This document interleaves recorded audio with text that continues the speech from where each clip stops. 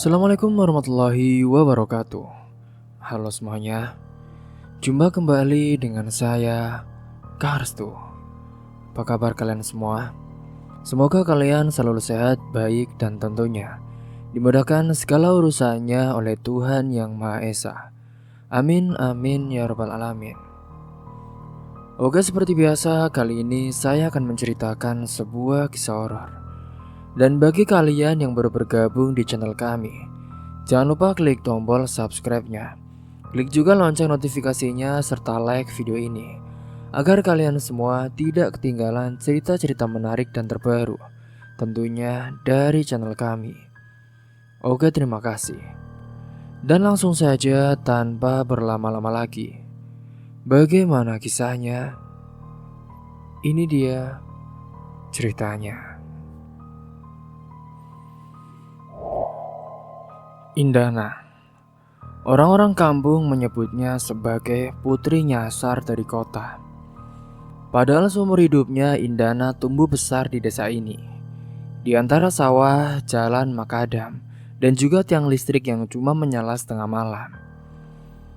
Usianya baru 23 tahun, tapi kalau orang melihat penampilannya saat keluar malam, dengan celana jeans ketat, crop top yang menempel di tubuh seperti kulit kedua, dan juga rambut panjang yang dikeriting ala selebgram, mereka pasti akan bilang, "Ini sih pasti anak orang kota yang nyasar ke dusun."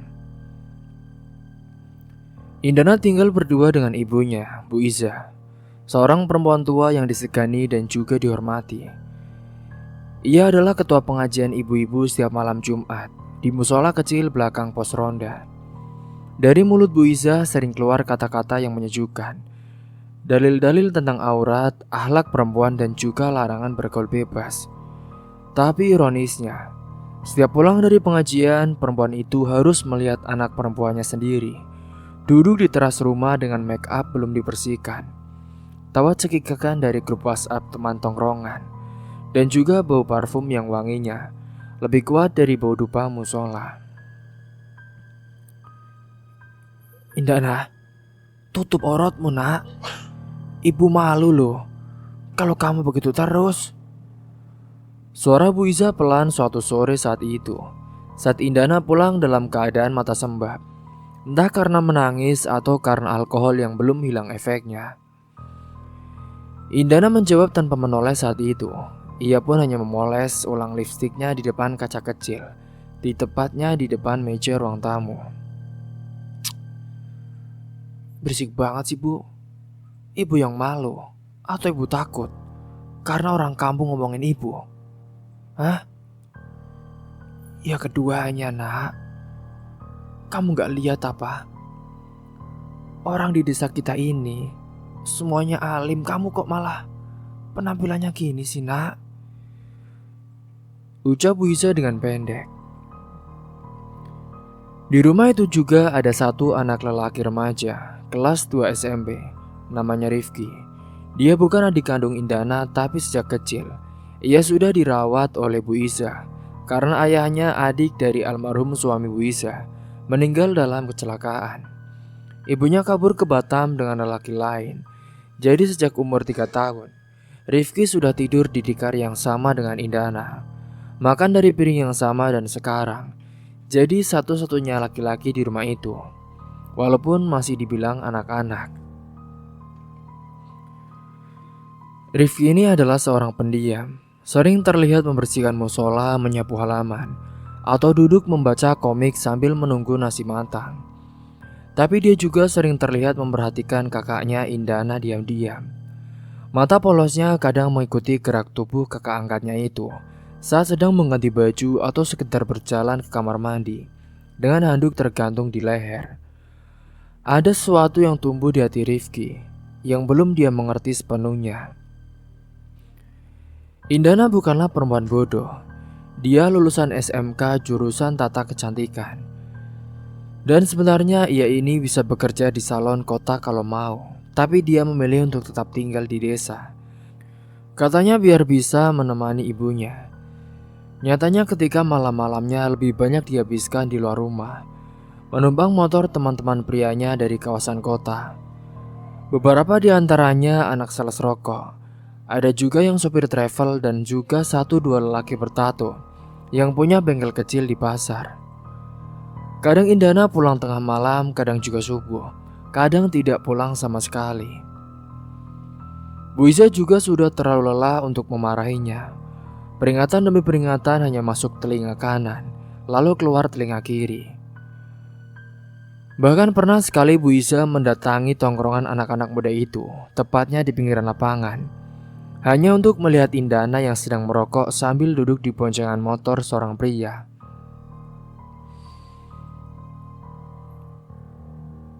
Ibu gak capek ya ngaji tiap malam, tapi anak perempuan sendirinya gak bisa dijaga.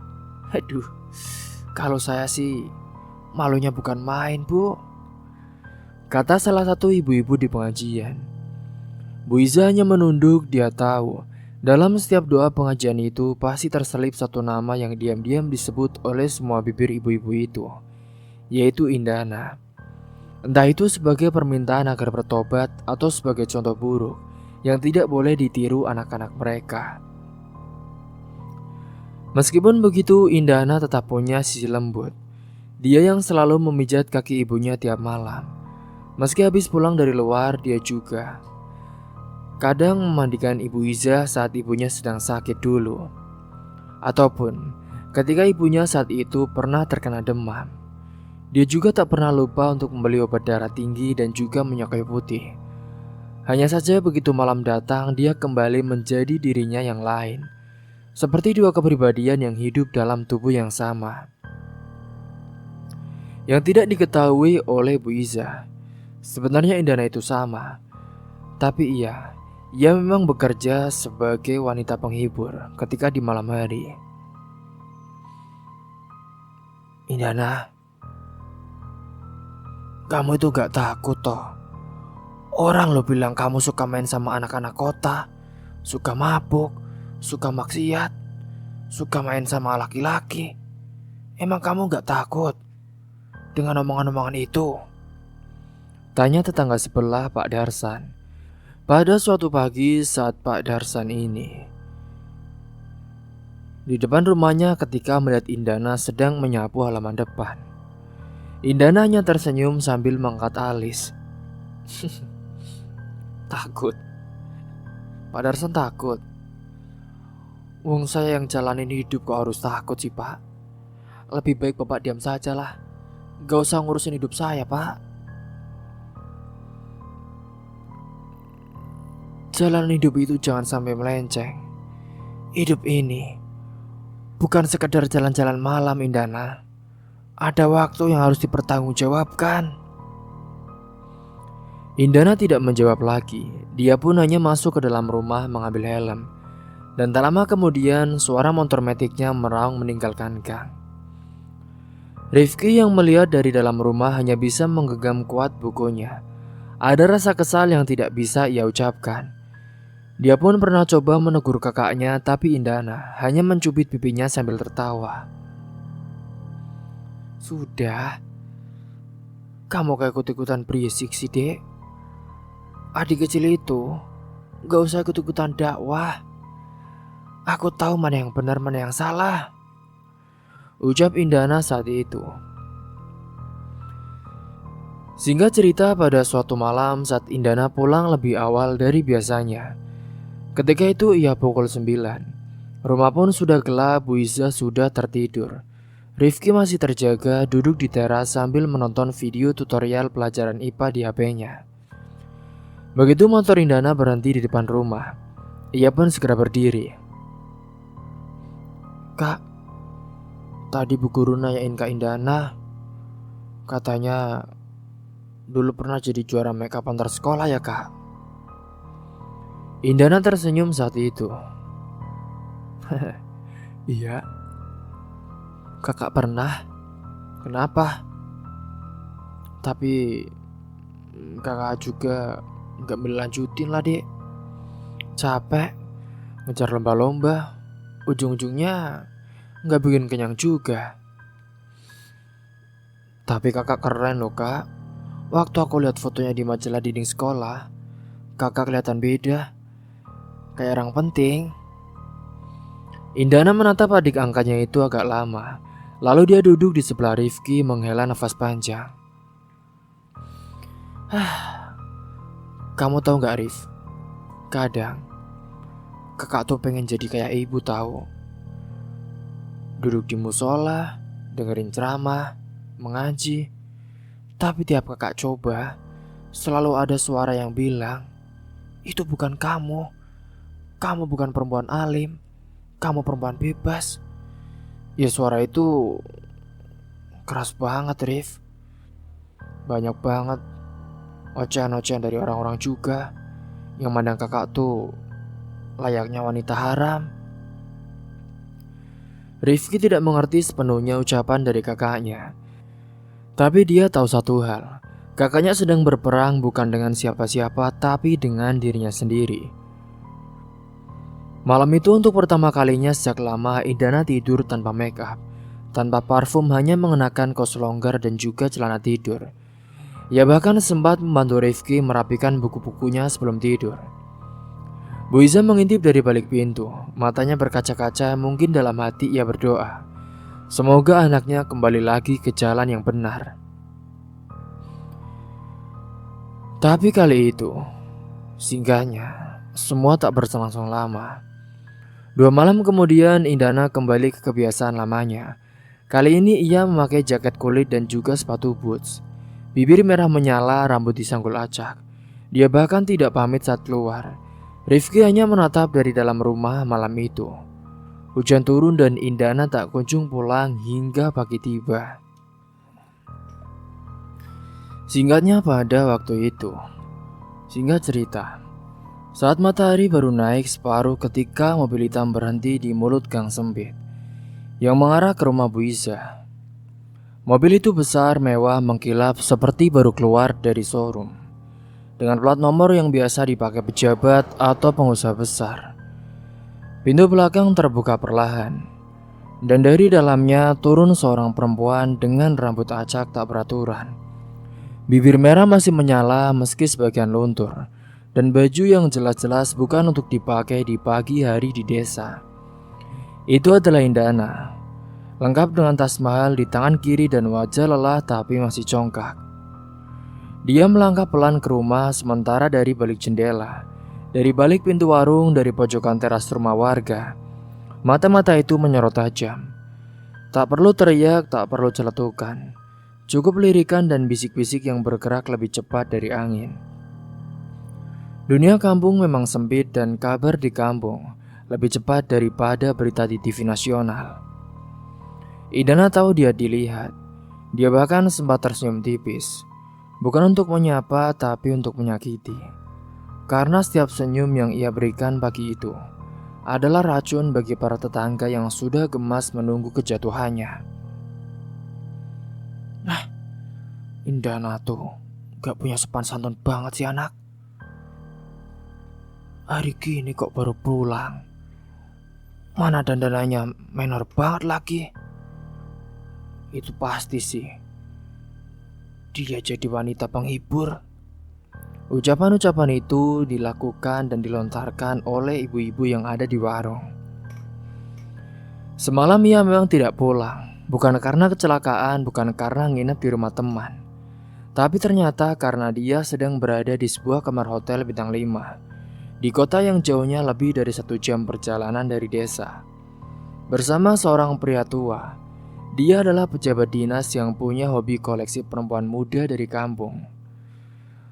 Lelaki itu memintanya untuk menemani semalam saja, hanya semalam, dan akan memberinya uang 200 juta. 200 juta. Dan bayangin, semalam doang. Kamu gak usah pura-pura deh. Cukup temani aku saja. Gimana? Kata lelaki tua itu sambil meletakkan koper kecil berisi uang di meja. Indana tersenyum kecil, baginya ini bukan yang pertama. Tapi jumlahnya yang kali ini membuat tangannya sedikit gemetar. Selama ini paling tinggi ia dapat hanyalah 50 juta. 100 juta pun sudah seperti menang lotre. Tapi 200 juta hanya untuk 1 malam.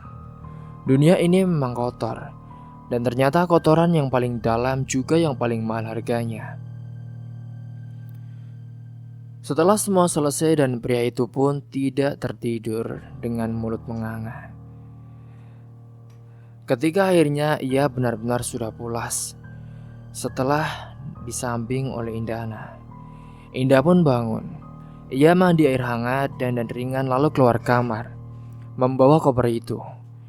Di lobi hotel saat itu sudah menunggu seorang perempuan berambut bob yang mengenakan dress hitam dan juga kacamata besar.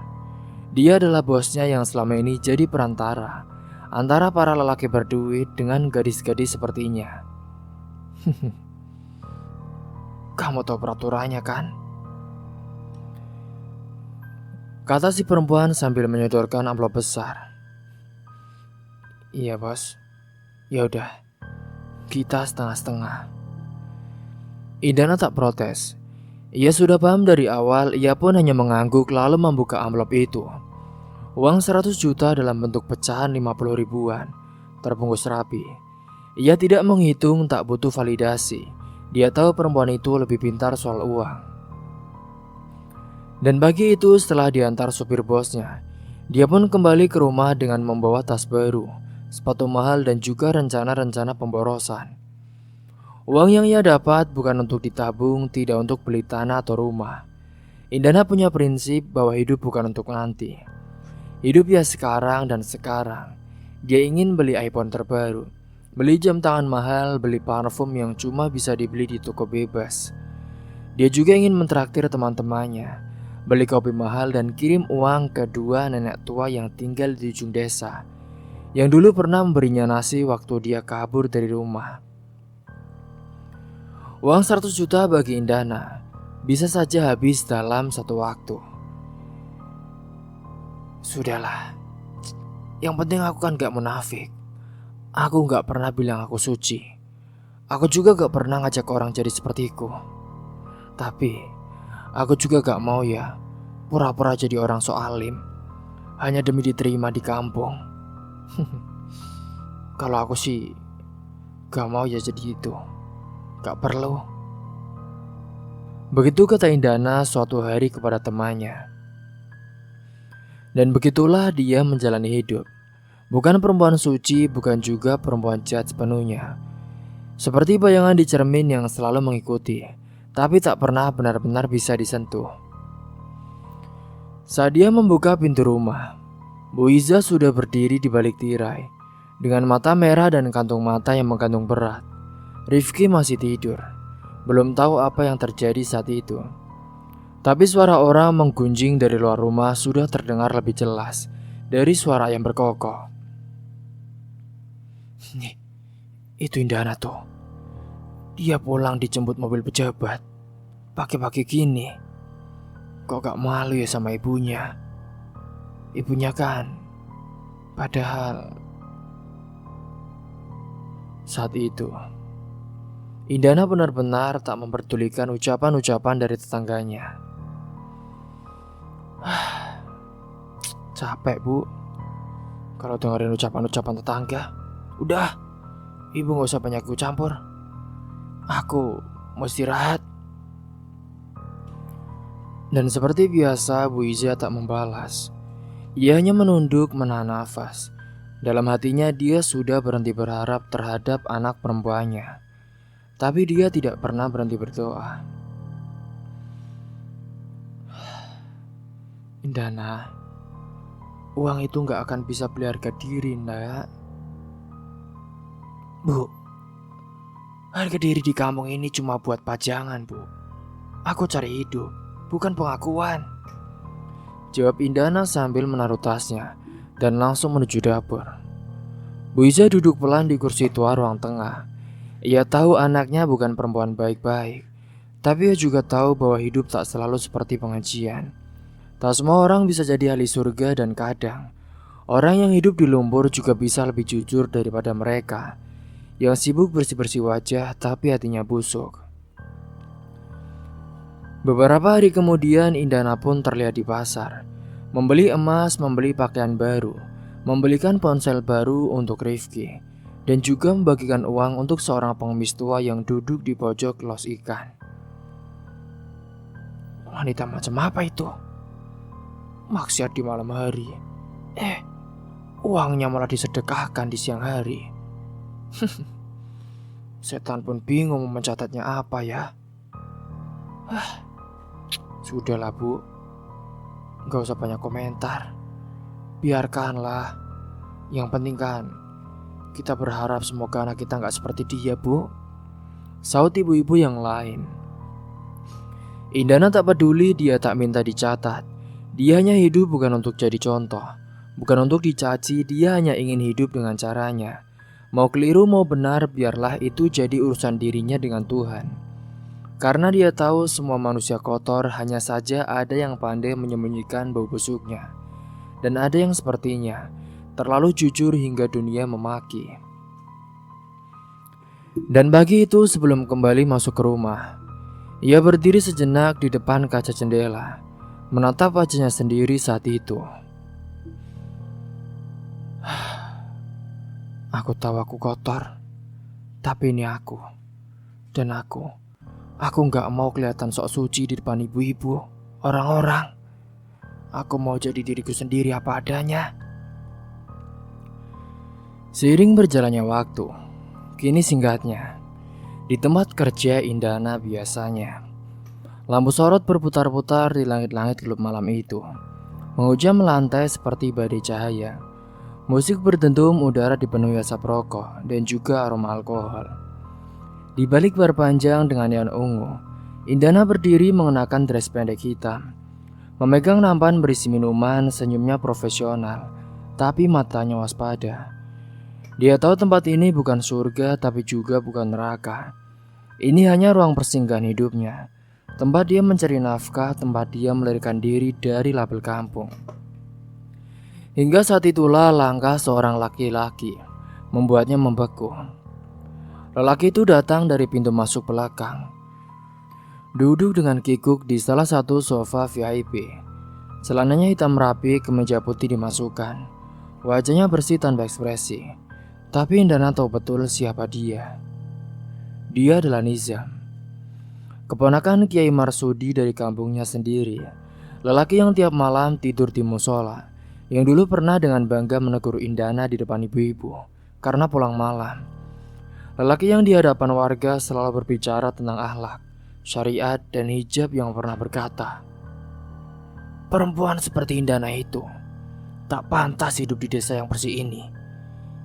Yaitu hanya membawa petaka bagi desa ini, membawa bala bagi kampung ini. Lelaki harus benar-benar siap untuk menyingkirkan dia." Namun hari ini, lelaki itu ada di sini, di klub malam, di tengah perempuan seksi, suara DJ yang vulgar, dan meja penuh botol minuman keras. Indana menahan tawa. Dunia memang lucu. Tanpa ragu ia pun mengeluarkan ponselnya dari saku gaunnya dan mulai merekam diam-diam. Kamera diarahkan ke wajah Nizam, ke botol bir di depannya, ke perempuan yang duduk di sampingnya, dan mulai memijat baunya. Ia pastikan videonya jelas. Wajah, suara, bahkan tulisan label bir terlihat dengan sempurna. Tapi detik berikutnya, pandangan mereka bertemu. Nizam menegang, wajahnya melebar.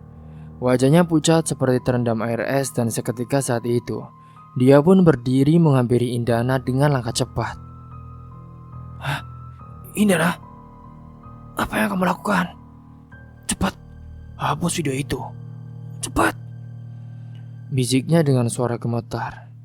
Indana menyeringai, pelan-pelan menyimpan HP-nya ke dalam clutch kecilnya. Mas Nizam,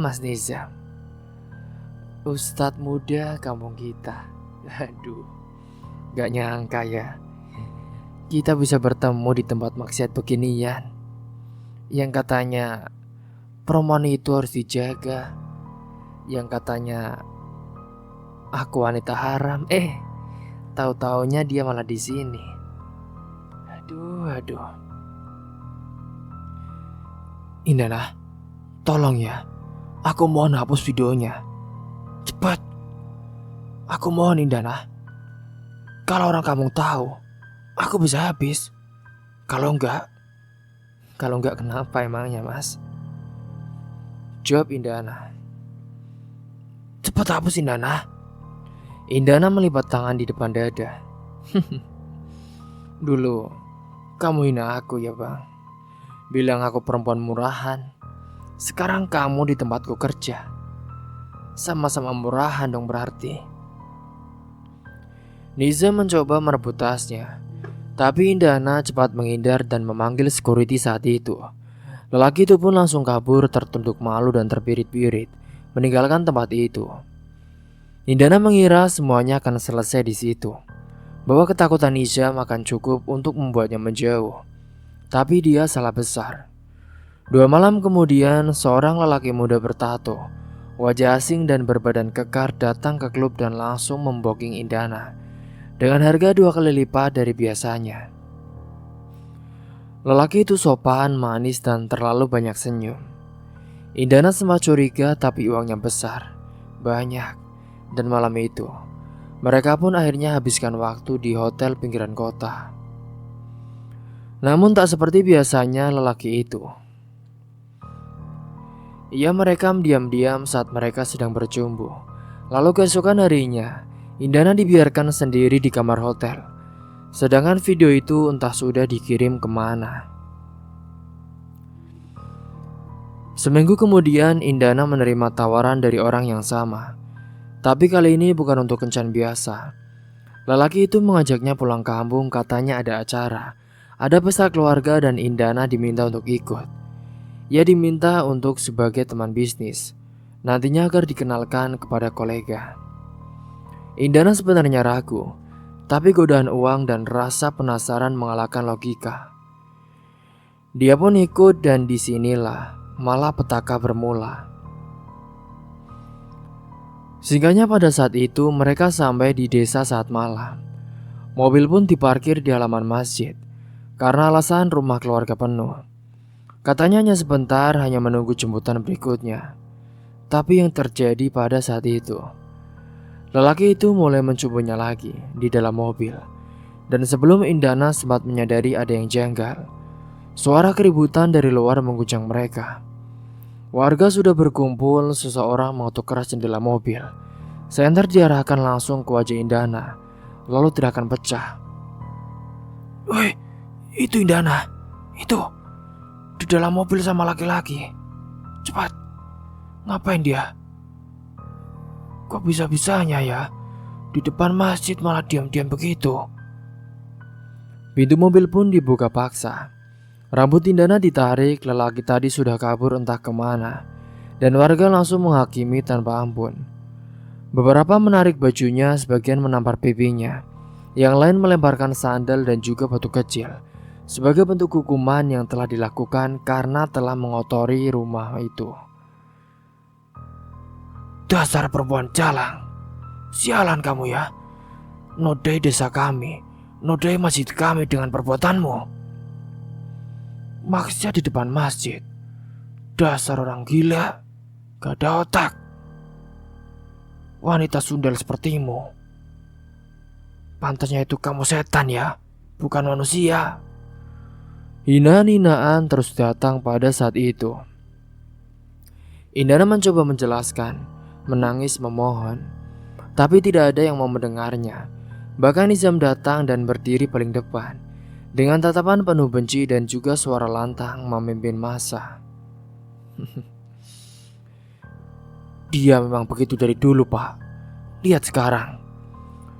Dia malah bawa laki-laki dan berzina di depan tempat ibadah. Perempuan ini tidak pantas hidup di antara kita. Indana menangis keras, tak bisa lagi berkata-kata. Warga pun menggiringnya ke balai desa seperti menggiring penjahat. Pada pagi itu, Bu Iza pingsan mendengar kabar anaknya digerebek. Rifki pun menangis tak berhenti, tak percaya kakaknya diperlakukan seperti binatang pada saat itu. Dan semuanya bermula dari satu lelaki yang takut rahasianya terbongkar.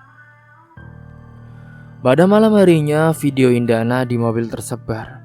Disusul dengan foto-foto lain, tak ada yang bertanya siapa yang menyebarkannya. Tak ada yang peduli dari mana semua dimulai. Yang penting, Indana bersalah dan dia harus menerima semua konsekuensinya.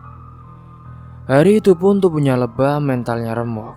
Harga dirinya dihancurkan di hadapan orang-orang yang bahkan tidak mengenalnya sepenuhnya.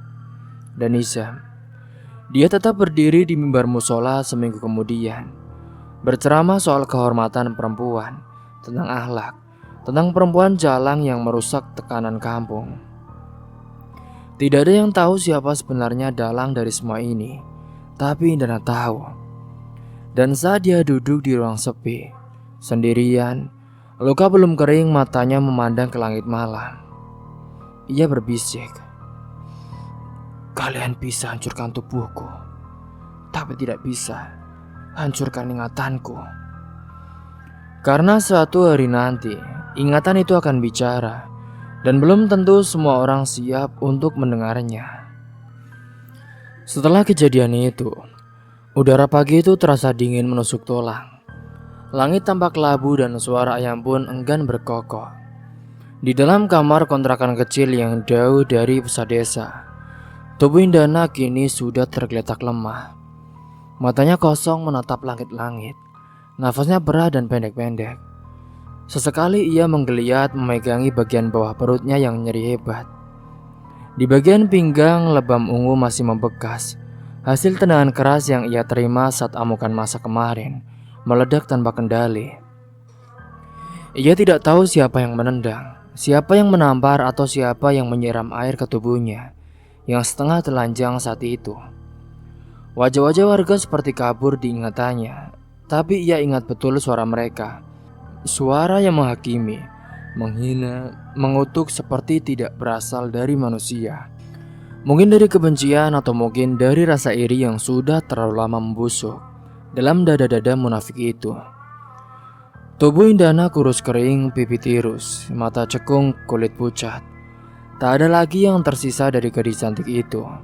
Seksi, penuh percaya diri yang dulu kerap disorot sinar malam. Gaun-gaun ketatnya pun kini tergantung kotor di dinding, tak tersentuh. Wangian mahalnya mengering di rak, tak pernah disemprotkan lagi. Kini pintu kamarnya pun berderik dengan pelan. Kali itu, masuklah seorang perempuan berambut panjang diikat ke belakang. Namanya Rasti, sahabat Indana sejak duduk di bangku SMK. Rastilah satu-satunya orang yang masih datang, masih mau duduk di samping ranjang dan masih mau memegang tangan Indana tanpa jijik atau takut dicap. Melihat Indana semakin lemah, Rasti menahan air mata. "Indana, kamu gak bisa terus kayak gini, Indana. Ini udah seminggu lebih loh. Kamu makin kurus. Ayo, kita ke rumah sakit ya." Indana menggeleng pelan. Suaranya hampir tak terdengar, seperti gumaman dari liang sunyi. Gak usah. Percuma. Kalau Tuhan masih sayang, Dia pasti kasih aku waktu. Tapi kalau enggak, ya biar aja aku mati. Biar mereka puas. Rasti menggenggam tangan sahabatnya itu erat-erat. "Indana, kamu gak boleh ngomong gitu ya. Kamu harus sembuh. Kamu harus kuat. Kamu harus balas, Indana." Mata Indana berkaca-kaca, ia mengangguk pelan. Lalu dengan tangan gemetar, ia pun mengambil ponselnya yang sudah retak layarnya.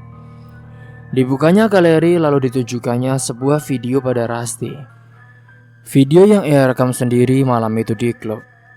Saat Nizam duduk santai di sofa VIP dengan sebotol bir, dan perempuan seksi memeluk pundaknya. "Ini Ras, video ini. Kalau aku mati, kamu sebarkan ya. Kirim ke semua orang di kampung, ke grup RT, ke grup pengajian, musola, semuanya biar tahu siapa yang sebenarnya paling najis. Dan tolong ya, aku gak bisa ngelawan mereka.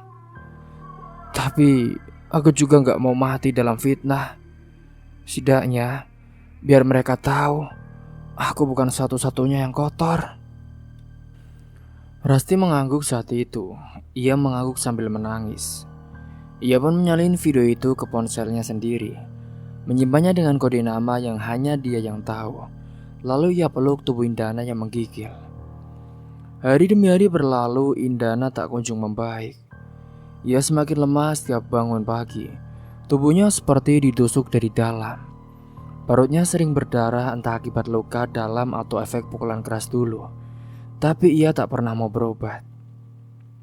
Ia menolak ke rumah sakit, bahkan Bu Iza pun belum tahu kalau anaknya tinggal di kontrakan kecil itu. Semenjak kejadian penghakiman itu, Indana pergi dan tak pernah kembali. Dan Bu Iza entah karena takut, malu atau pasrah, dia tidak pernah mencarinya. Orang kampung mengira Indana sudah pergi ke kota. Beberapa bilang juga dia kabur ke luar negeri. Ada juga yang percaya bahwa dia sudah jadi pelacur jalanan di pelabuhan. Tak ada yang tahu bahwa dia hanya bersembunyi 2 desa dari tempat mereka sendiri, menunggu ajal atau keadilan, mana yang datang lebih dulu. Kini setiap malam Rasti datang membawa makanan, tapi Indana hanya makan sedikit. Paling banyak 1 sendok nasi ataupun seteguk air. Sisanya hanya tidur dan terbangun dengan peluh dingin di kening dan tubuh yang gemetar. Dalam mimpinya ia terus dihantui suara-suara orang yang mencaci. Wajah Nizam yang selalu muncul dan tersenyum licik dengan gamis putih dan juga sorbannya. Mengangkat tangan seolah sedang ceramah, padahal tangannya penuh darah. Suatu sore saat Rasti kembali datang dan melihat Indana duduk di lantai kamar, bersandar di tembok dengan mata terbuka. Tapi tubuhnya lemas, bibirnya pecah-pecah dan bajunya longgar kebesaran. Rasti, aku mau mandi dulu ya, pengen mandi. Rasti membantu mengangkat tubuh sahabatnya, menuntunnya ke kamar mandi, memandikannya dengan perlahan, seperti ibu memandikan anak. Dan saat ia menyeka bagian perutnya, ia melihat luka ungu hitam yang semakin besar. Luka yang dulunya hanya lebam kini menganga seperti robek dari dalam. Dana, ini harus dibawa ke dokter dong. Ayo, ini udah parah banget loh. Tapi Indana hanya menatapnya sambil tersenyum tipis. Gak usah Laras. Kalau memang waktuku udah dekat, ya gak usah dilawan. Aku capek. Malam itu Indana tak tidur. Ia menatap keluar jendela yang kacanya buram. Angin berembus pelan, suara jangkrik nyaring di kejauhan. Cahaya bulan menelusup ke selat tirai. Dalam hatinya, ada marah yang belum reda. Ada sakit yang tak bisa ditunjukkan. Tapi lebih dari itu ada rasa kehilangan. Bukan kehilangan harga diri, tapi kehilangan kepercayaan bahwa manusia bisa adil. Karena di saat dia jatuh, tidak ada satupun orang kampung yang pernah dia bantu yang datang.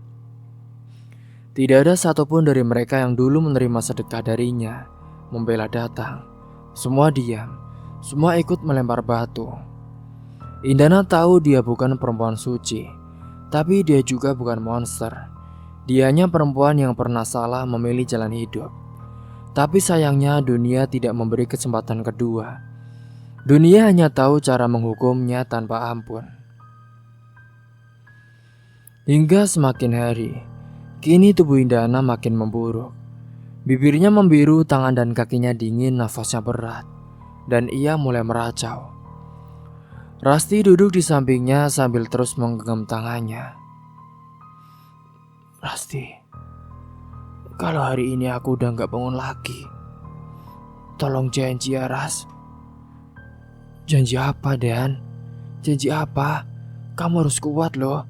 Kamu gak boleh nyerah. Aku minta sebarkan video itu ya, buat semua orang buka mata. Aku gak mau mati dibenci meskipun aku tahu semua dosa aku akan aku tanggung sendiri. Tapi kebenaran ini harus Indana, kamu gak apa-apa kan? Sudah ya, aku mohon, tolong ya Rasti. Indana, kamu harus kuat. Kamu gak akan mati, Indana. Tapi ketika itu, Indana hanya menutup matanya perlahan. Nafasnya satu-satu, suara jantungnya mulai melemah. Dan di malam itu, dunia menjadi lebih sunyi.